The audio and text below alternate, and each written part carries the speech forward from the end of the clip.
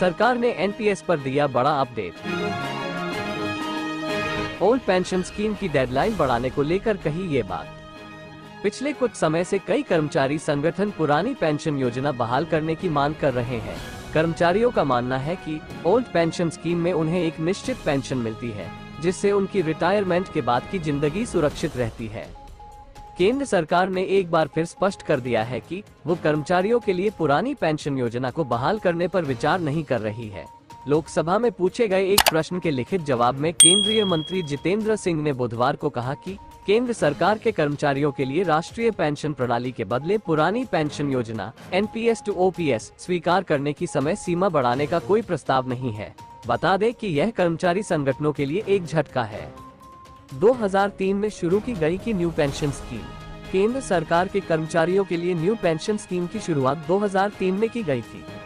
कार्मिक राज्य मंत्री जितेंद्र सिंह ने एक प्रश्न के लिखित उत्तर में कहा कि 1 जनवरी 2004 से केंद्र सरकार की सेवा में सशस्त्र बलों को छोड़कर सभी नई भर्तियों के लिए एनपीएस अनिवार्य है। उन्होंने कहा कि न्यायालय के निर्णयों के अनुसरण में पेंशन एवं पेंशनभोगी कल्याण विभाग ने 3 मार्च 2023 को निर्देश जारी किए थे, जिसमें केंद्र सरकार के उन असैन्य कर्मचारी को केंद्रीय सिविल सेवा पेंशन नियमावली 1972 अब 2021 के अंतर्गत शामिल होने के लिए एकल विकल्प दिया गया था, जिन्हें 22 दिसंबर 2003 को एनपीएस की अधिसूचना से पहले भर्ती नियुक्ति के लिए अधिसूचित पद या रिक्ति पर नियुक्त किया गया। केंद्रीय मंत्री जितेंद्र सिंह ने कहा कि 3 मार्च 2023 को जारी आदेश के संबंध में कोई और निर्देश जारी करने का कोई प्रस्ताव नहीं है। क्या है पुरानी पेंशन योजना और एनपीएस में अंतर?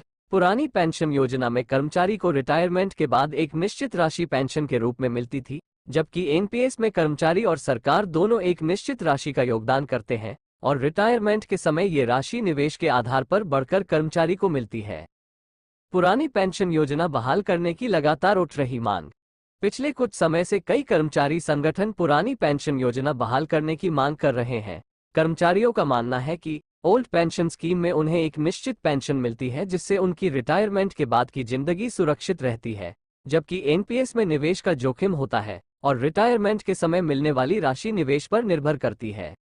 सरकार का क्या तर्क है? सरकार का मानना है कि एनपीएस एक बेहतर विकल्प है, क्योंकि इसमें कर्मचारी भी अपना योगदान करते हैं और निवेश के माध्यम से धन बढ़ाने का मौका मिलता है। इसके अलावा ओपीएस को बहाल करने से सरकार पर वित्तीय बोझ बढ़ जाएगा। अभी के लिए बस इतना ही। आगे भी ऐसे ही अपडेट आपको देते रहेंगे। आपको भी पाने के लिए हमारे YouTube चैनल अमेजिंग न्यूज को सब्सक्राइब करें और बेल आइकन पर क्लिक करें, ताकि हमारे वीडियो आप तक सबसे पहले पहुंचे। जल्दी मिलते हैं नए वीडियो के साथ, तब तक के लिए नमस्कार।